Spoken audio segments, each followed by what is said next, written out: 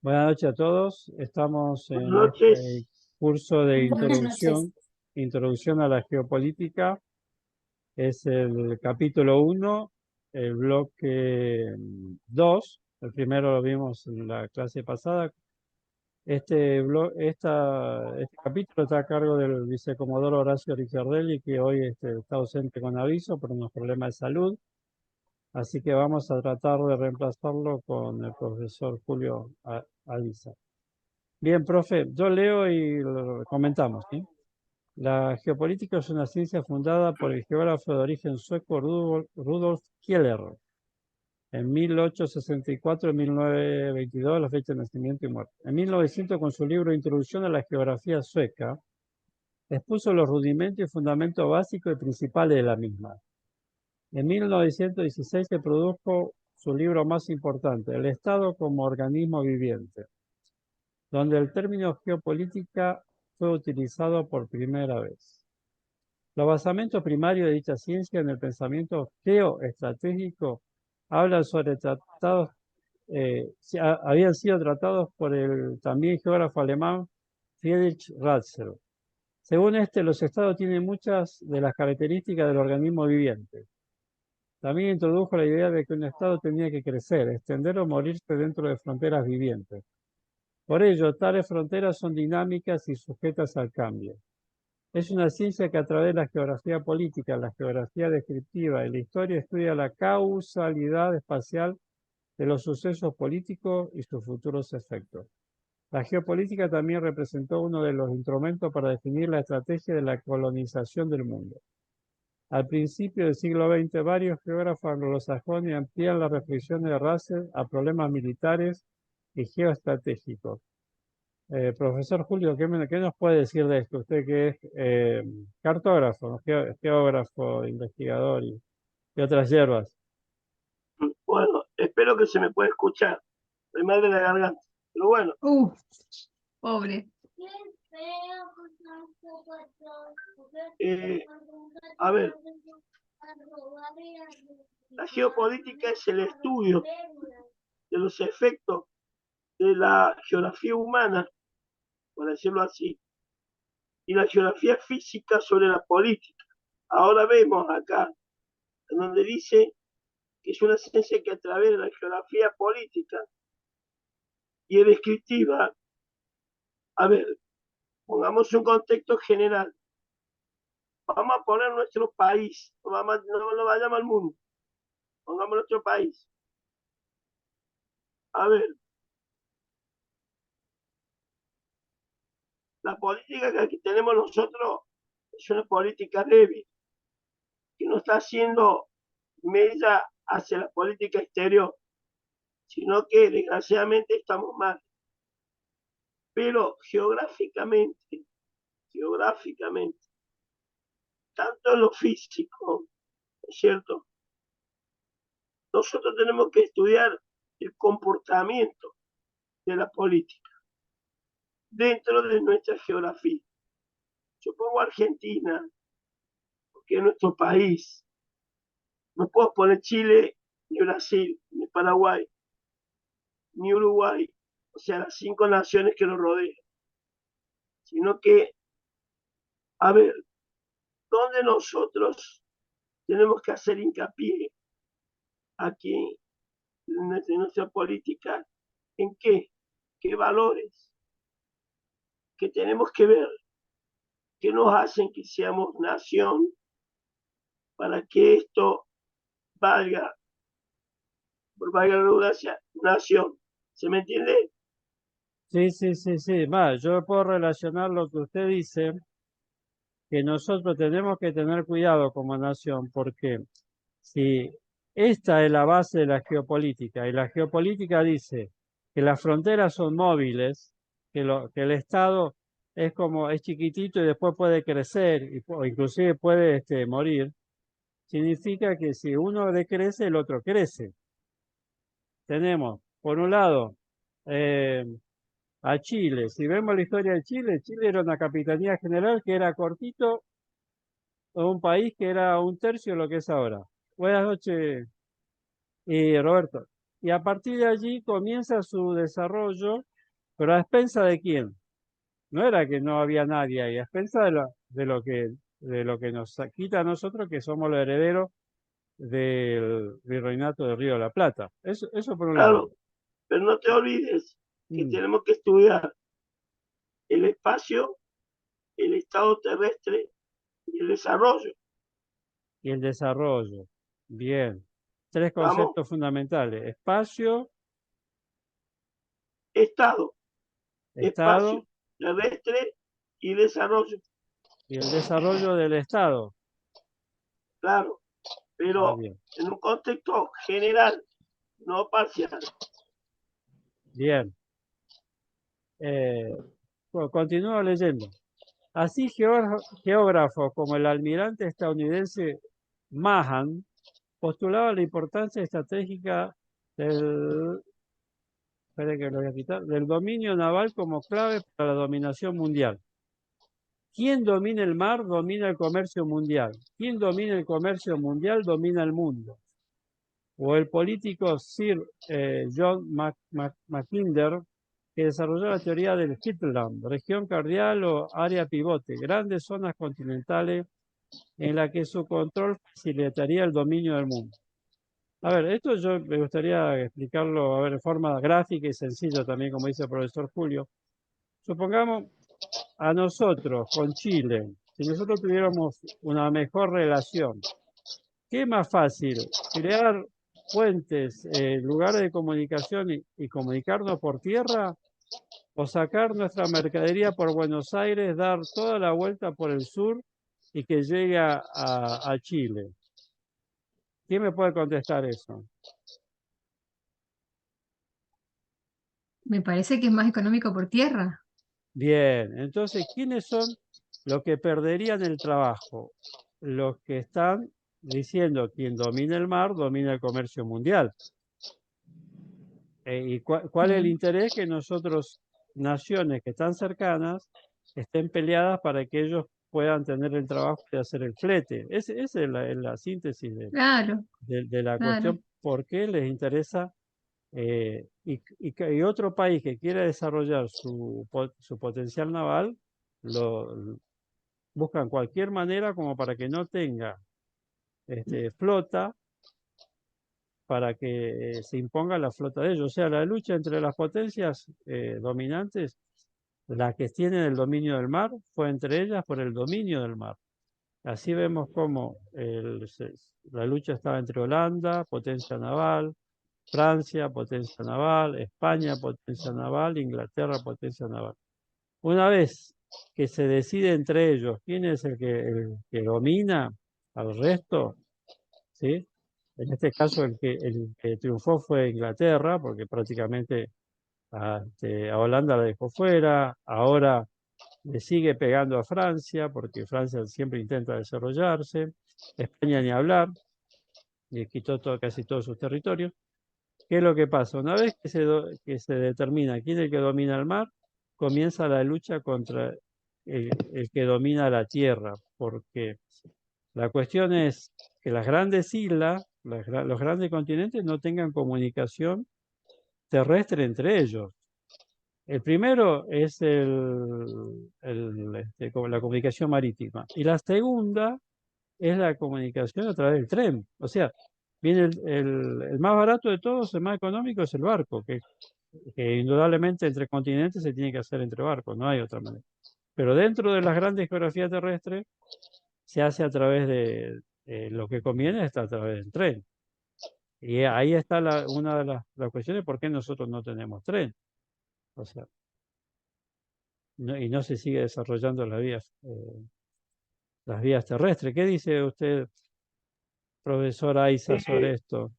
lo que pasa es que, a ver, económicamente Argentina fue potable para muchas naciones, más en las guerras. Ahora, si lo vemos en un contexto globalizado de la época del 1800 hasta el 1900, es una cosa. El problema es ahora, más aún que antes, porque la tecnología avanzó demasiado y ya no estamos viviendo en un contexto globalizado muy fuerte, porque la globalización y la geopolítica, o sea, se han constituido a lo largo de las últimas décadas como dos campos de conocimiento. ¿Estamos de acuerdo? ¿A qué se refiere cuando dice campo de conocimiento?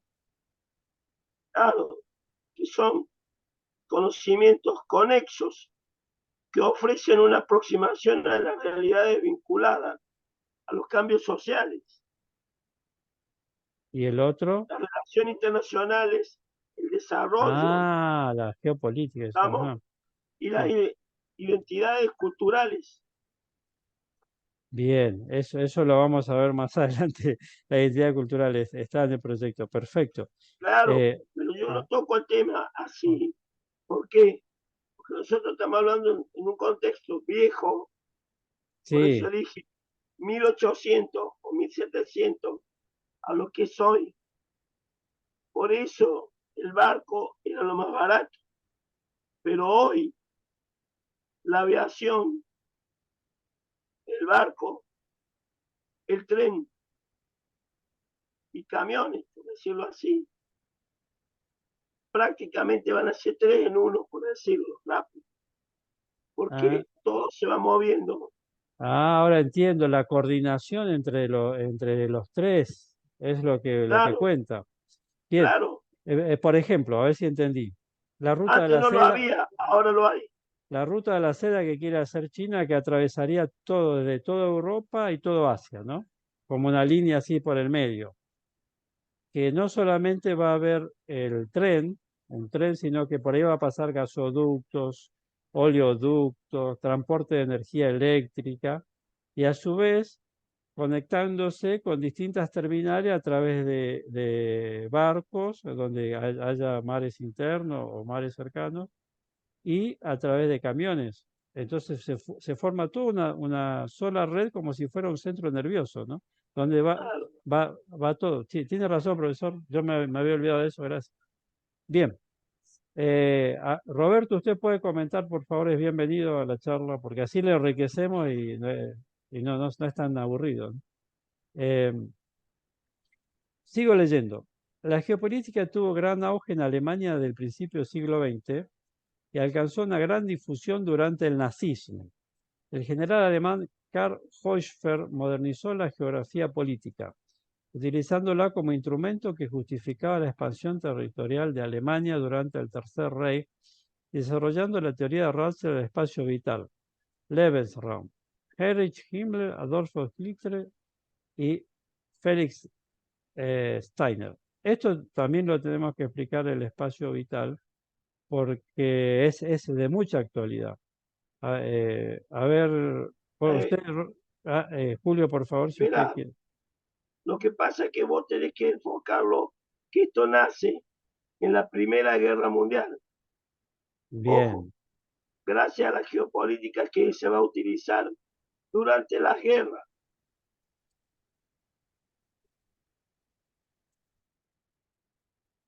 perfecto. Entonces está dentro de lo que sería la primera.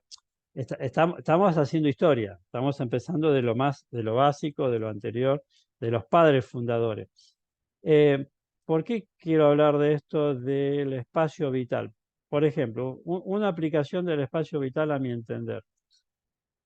Uno de los conflictos que tenía Rusia con Ucrania era que Rusia no quería que en Ucrania se pusieran misiles nucleares o misiles porque no le daba, la cercanía no le daba tiempo a detectarlo y anularlo.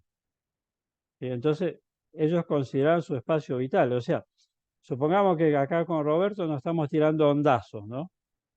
¿Cuál sería el espacio vital para nosotros? La diferencia, la distancia que llega la onda.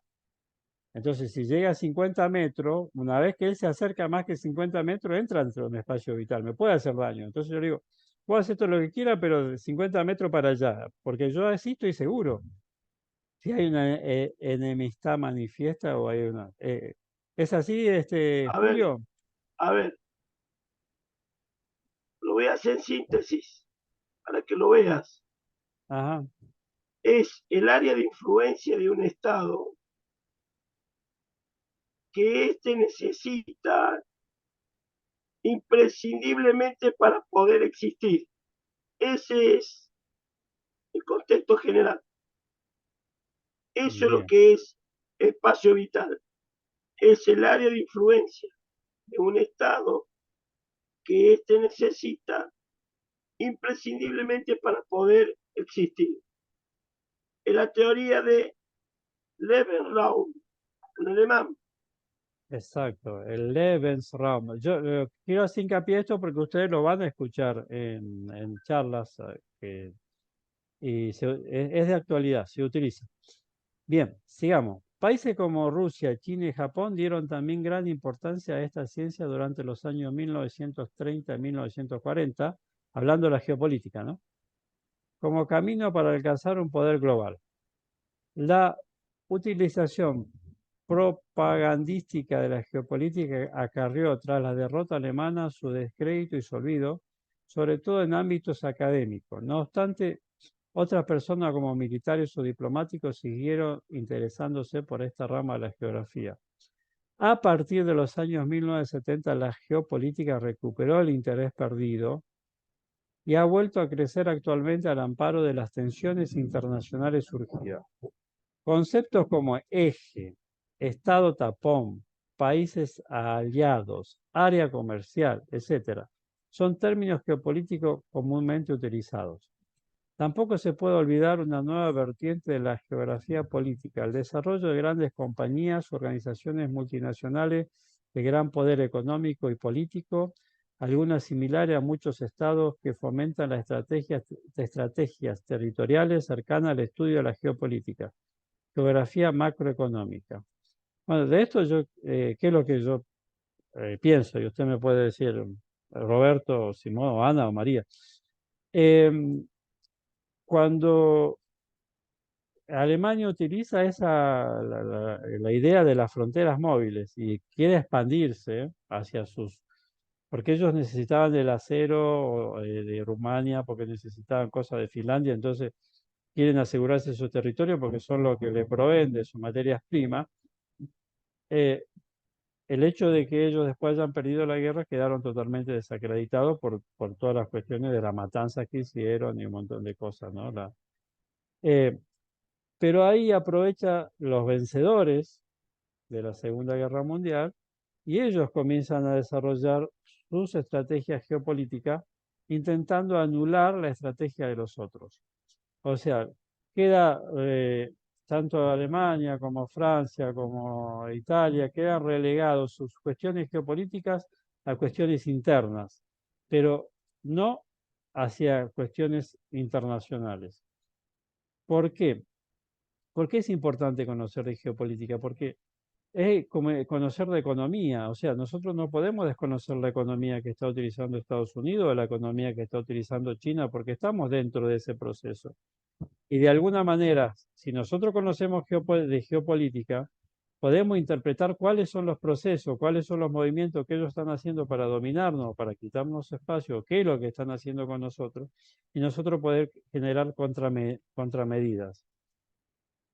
Julio, ¿es así más o menos lo que se entendió? ¿Usted tiene algo para agregar o para anular? Lo que veo ahí, que ustedes tienen que ver, Mm, que durante 1930 y 1940 Alemania necesitaba de esto para expandirse.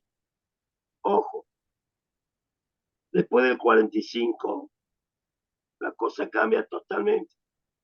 En vez de expandirse, la achican y la dividen en dos, Alemania. ¿Se comprende? sí, muy bien. Sí, Las sí, cosas sí. van cambiando, porque ahí Es después se utiliza el plan Marshall. la- Ahí, la- la- económicamente, se usa el plan Marshall. ¿En qué consiste? ¿Lo puede resumir en 2 minutos? Porque, por ejemplo, yo por ahí tengo una leve idea, pero muchos de los que nos ven, no. Es una forma de dar créditos blandos, de aquellos que quedan como dominados, meterlo dentro de una bolsa, una alianza estratégica, pero que crezcan para que nos ayuden. Más o menos, ¿cuál es la idea del Plan Marshall? Eh, a ver, es económicamente ayudar a una población que fue devastada y darle un poco de respiro, pero controlada.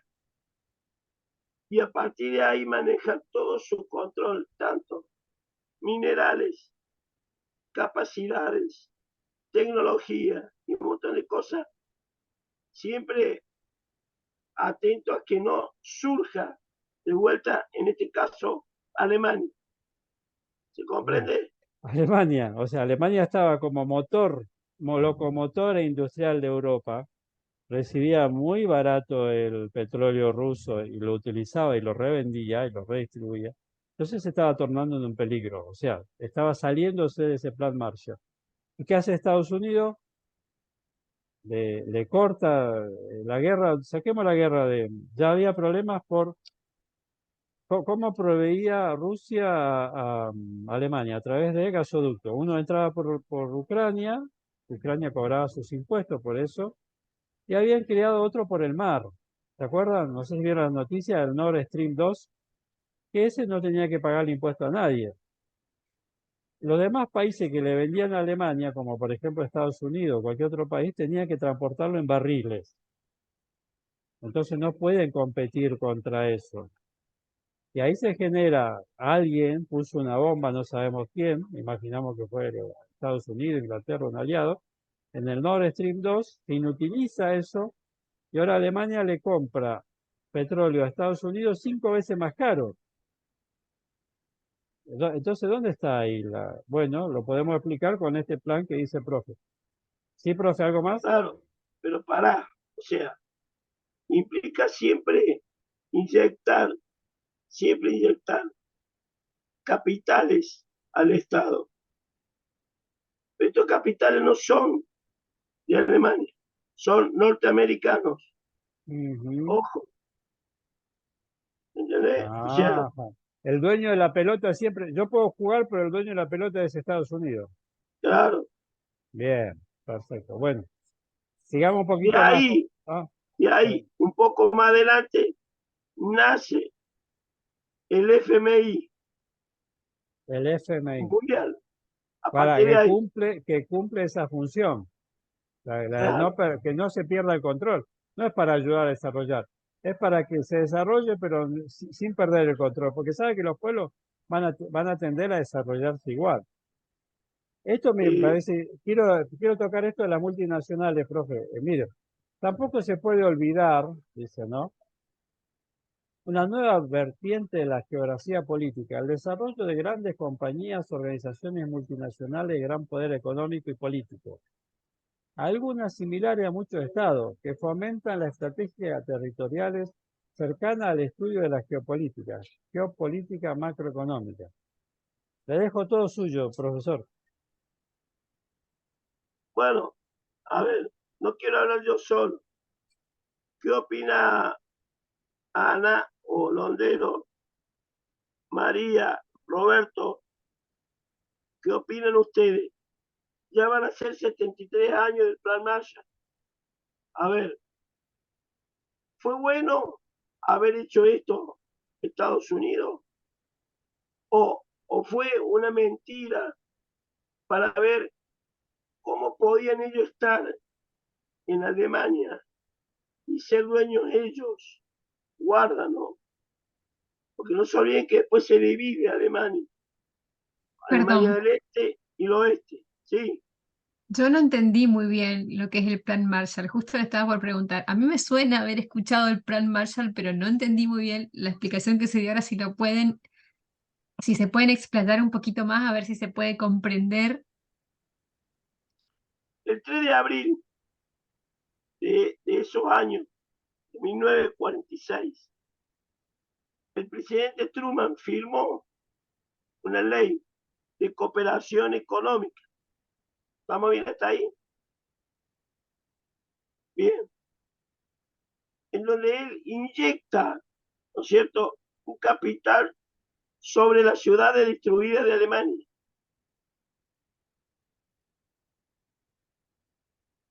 Sobre las ciudades a destruir. No, No, sobre las destruida. ciudades destruidas de Alemania. Ah, Pero bueno, también Japón y Claro, pero con Japón fue distinto. bueno, está bien, Es entonces otra cosa. no lo desvío, no lo desvío. Sí, sigue, sigue. Ah, Esto fue más bien para Europa. Es decir, aprovecharon que no solamente se le daba a Alemania, sino se le dio a Francia, se le dio a España, pero en menos cantidades que Alemania. Entre la posguerra, ¿vamos?, y el espectro de la revolución. ¿Por qué el espectro? Porque no se olviden que estaba Rusia también queriendo quedarse con Alemania. ¿Vamos? ¿Alguna duda? De lo que entiendo muy poquitito, porque recién estoy conociendo esto, dieron una ayuda, parecía una ayuda, pero sin embargo se adueñaron. exactamente, ahí está, esa es la idea. Sí, Claro, pero no nos olvidemos que del 45 al 47, George Marshall, ¿no es cierto?, presentó este plan, porque lo puso como un recupero o recuperación, el plan europeo. ¿Vamos hasta ahí? ¿Lo entiende ahí, Mm. sí, María? sí, sí. Sí, Eh, sí. A partir del 3 de abril del 48, Truman firma esto para que la ley de cooperación económica, que se hace como una norma para ponerlo a favor de Alemania, va a ser un cambio, un vuelco en la cual va a tardar varios años,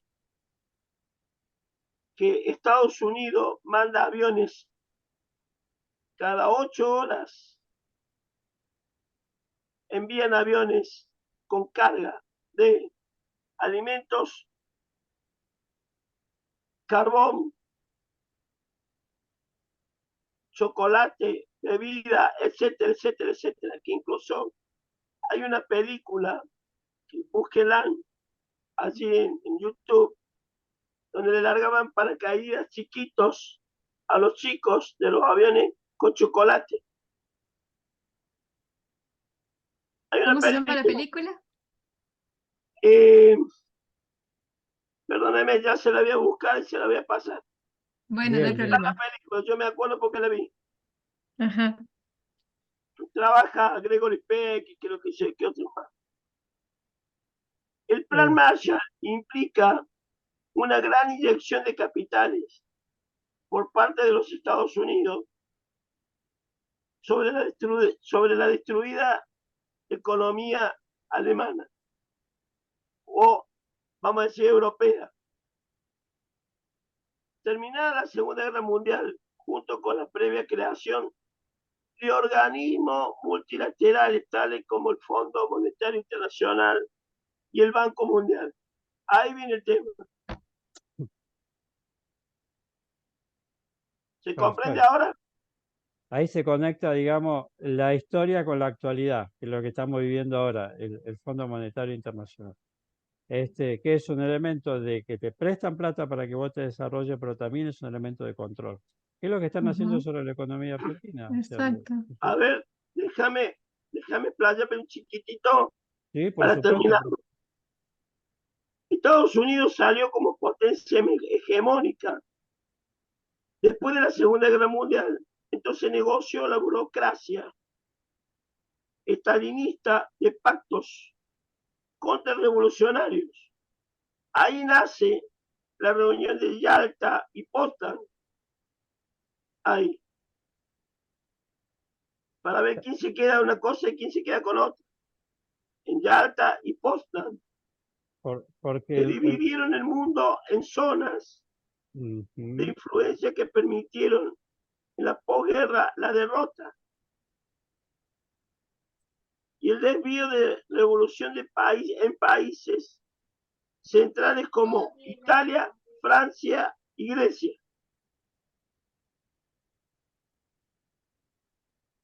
Repito, Sí, sí, Estados Unidos salió como potencia hegemónica después de la Segunda Guerra Mundial. claro, como única, digamos. Claro, pero negoció la burocracia estalinista, los pactos contrarrevolucionarios.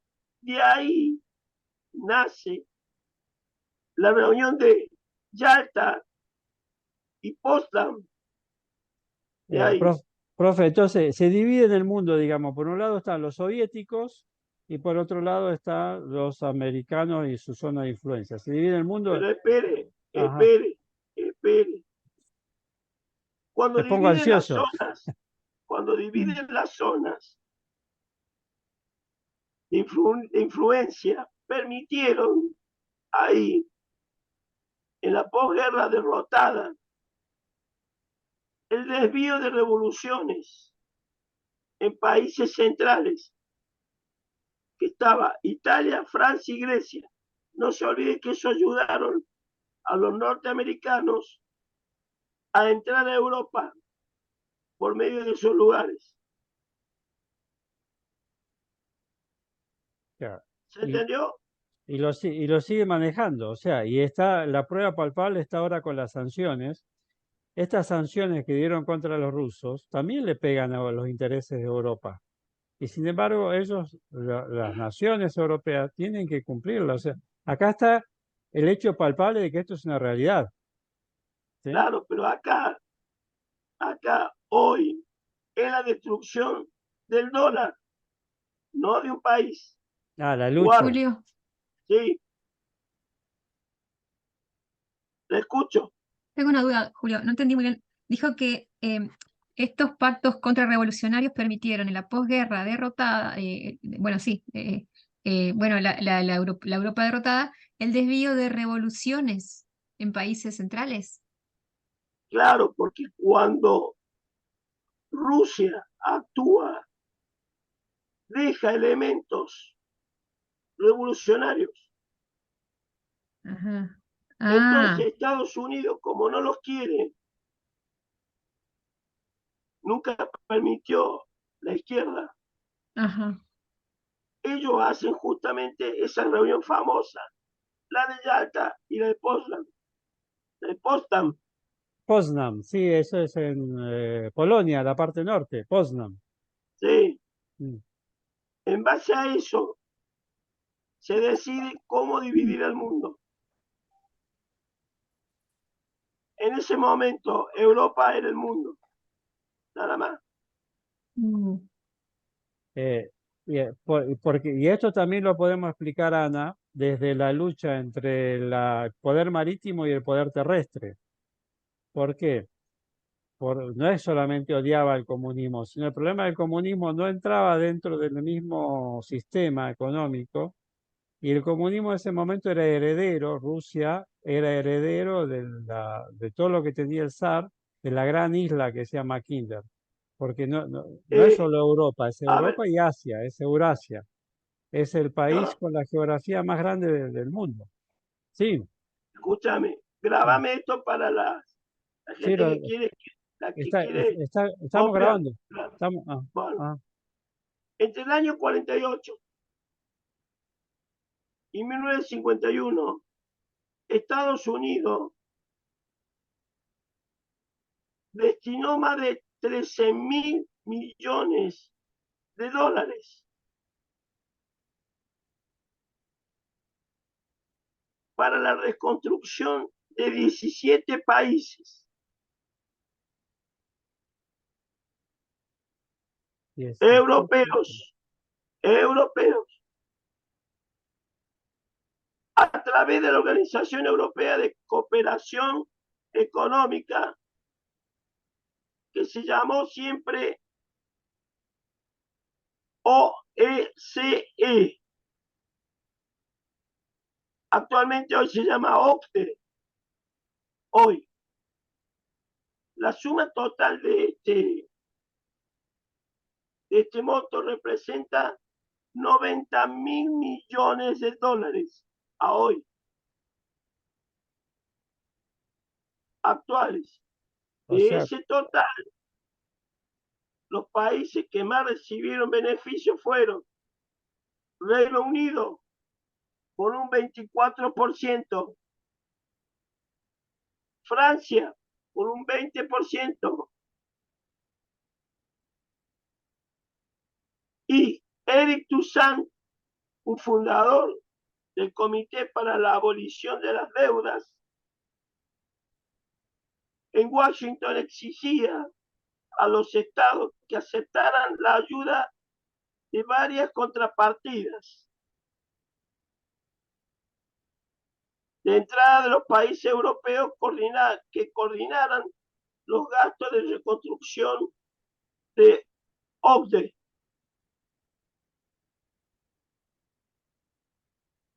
Y es ahí donde se empieza a ver el bloqueo soviético. A partir de ahí. Perdón, no claro, entendí una cosita. sí, Dijo que fue un 24 para Inglaterra y un 20 para Francia, y de que después Eric